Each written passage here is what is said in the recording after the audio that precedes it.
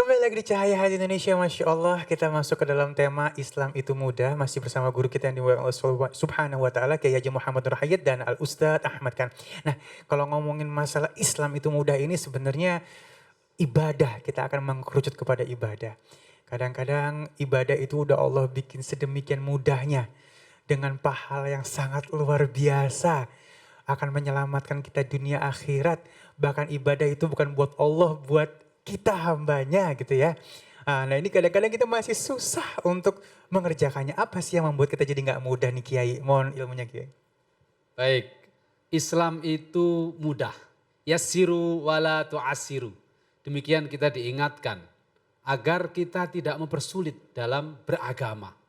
Agar kita rileks dalam beragama.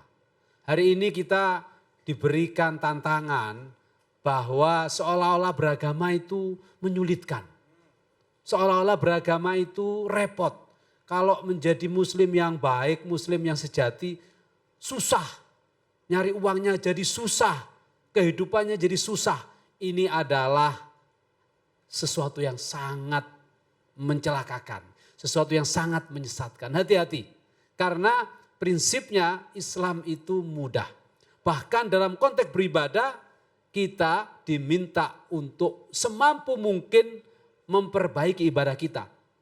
Tidak harus dengan ukuran orang lain. Ittaqullaha mastata'tum. Ini Quran yang bicara. Ya, kalau engkau ingin bertakwa kepada Allah, kerjakan sebaik-baiknya tapi semampu kamu. Mungkin takwanya saya berbeda dengan Ustadz Ali, takwanya saya berbeda dengan Ustadz Khan. Ya, saya paling rendah, beliau lebih tinggi dari saya. Tetapi saya tidak boleh kecewa. Saya nggak boleh putus asa karena Islam itu mudah. Banyak hal misalnya dalam konteks ibadah. Saat kita musafir. Kita sedang berpuasa. Tapi karena kebetulan kok lapar, perut kita agak keroncongan. Kalau tidak kita batalkan, kita tidak bisa melanjutkan perjalanan itu. Padahal ada sesuatu yang lebih penting di sana. Terkait masalihul ummah war ra'iyah misalnya. Islam memperkenankan orang yang berpuasa, bahkan puasa wajib itu untuk membatalkan puasanya. Karena apa? Karena sedang musafir. Bahkan yang terburuk dalam contoh-contoh kaidah usul fikih, ketika engkau sedang kelaparan, tidak ada lagi makanan yang bisa kamu makan, adanya tinggal bangkai. Untuk menyelamatkan nyawa kamu, engkau bisa memakan bangkai yang awalnya hukumnya itu haram, menjadi boleh. Menjadi boleh. Inilah Islam. Dan banyak contoh-contoh yang lainnya. Makanya kalau hari ini kita mendapati ada golongan, kelompok tertentu kok dalam beragama itu menyulitkan. Carilah ustadz-ustadz, kiai-kiai yang punya pandangan luas. Dalam kajian fikih misalnya, kita mendapati ada 4 perspektif dalam beribadah. Apakah kita mau menggunakan perspektifnya Imam Syafi'i? Ikut mazhabnya Imam Syafi'i. Apakah ingin menggunakan perspektifnya Imam Ahmad Ibnu Hanbal? Ikutlah mazhabnya Imam Hambali. Apakah ikut perspektifnya Imam Malik atau Imam Hanafi? Ikutlah mazhabnya Imam Hanafi. Dan itu meskipun sama-sama bersumber pada Al-Quran dan Sunnah, beberapa konteksnya, beberapa aktivitas ibadahnya bisa berbeda.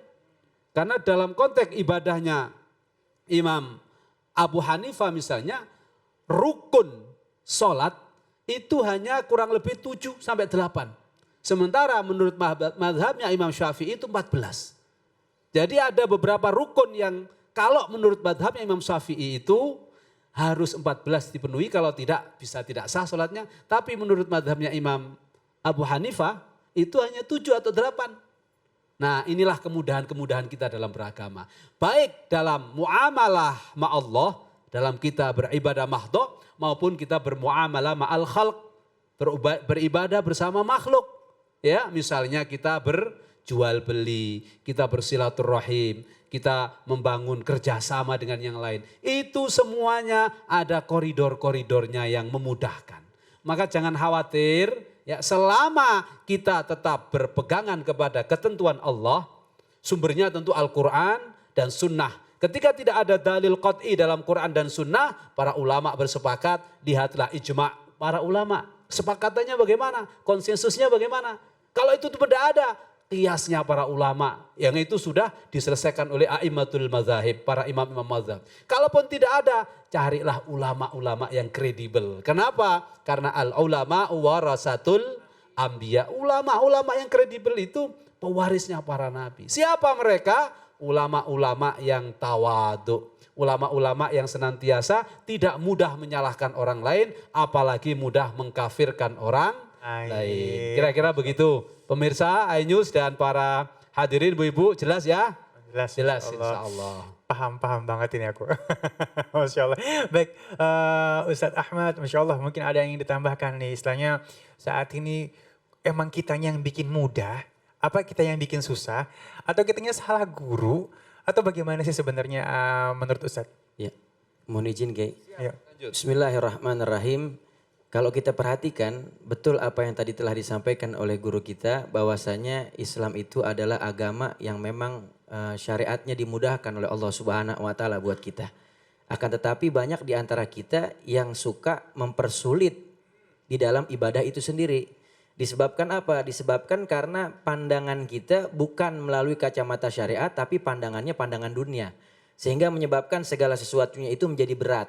Ibadahnya menjadi susah, ibadahnya menjadi sulit untuk dilakukan. Padahal Islam itu fleksibel.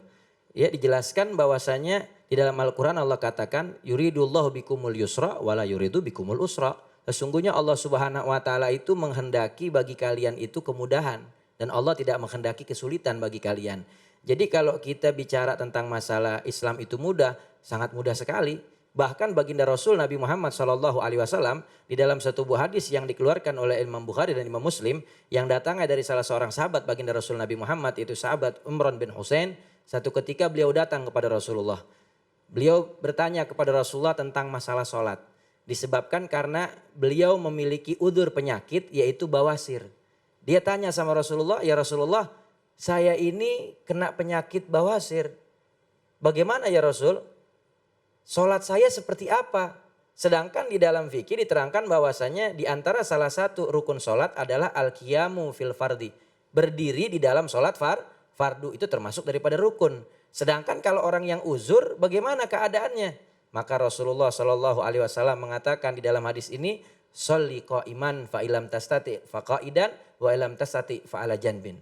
Kata Rasulullah, sholatlah kamu dalam keadaan berdiri. Kalau memang gak mampu berdiri karena ada udzur syar'i, maka kamu boleh sholat dalam keadaan duduk. Kalau kamu tidak bisa dalam keadaan duduk karena ada udzur disebabkan karena mungkin tadi penyakit bawasir tadi, akhirnya Nabi katakan boleh sholat dalam keadaan sambil tidur. Ya, maka ini dibolehkan. Jadi Islam itu mudah, yang bikin susah kitanya sendiri.